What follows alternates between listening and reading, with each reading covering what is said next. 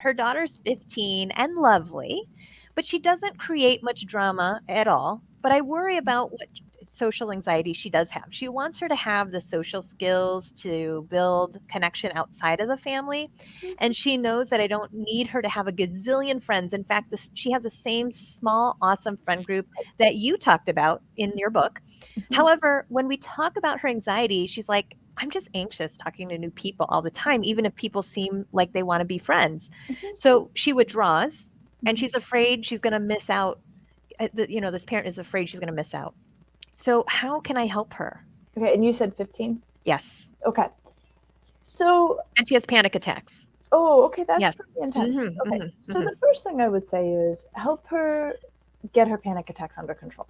hmm. And there's a couple ways to do this. Panic attack treatment is pretty paint by numbers. So you might start with a wonderful workbook from Amazon. Like I think there's some like panic attack workbooks for teens, and I it's really, really important that people know that we can treat panic, we can treat anxiety disorders very effectively. They're not a life sentence, they're not a factory setting, Yep. that it can really be adjusted. And if panic attacks go untreated, it can just feel really out of control. And then, understandably, people start to avoid situations that cause panic attacks. Yes. So, target the panic attacks. Like, just do that no matter what. Once she feels she's got more power over the panic attacks, once she doesn't feel frightened of having a panic attack and feeling at its mercy, then you can start to have conversations about what it's like to meet new people and how she feels. And one effective way to have that conversation is, first of all, I have a lot of empathy for this. Like, I love people, I'm pretty social.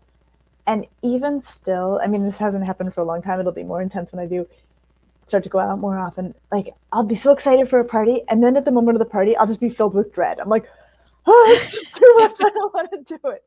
And I've learned this about myself. And then I go, and then it's fine. And what I tell myself, and what you can tell your daughter is, that's your first reaction, right? Your first reaction is anxiety filled with dread. I'm not going. I don't want to be there.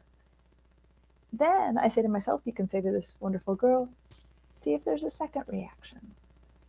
But it's getting comfortable with the idea that there may be a reflex that kicks in the minute she needs to meet a new person or show up at a party.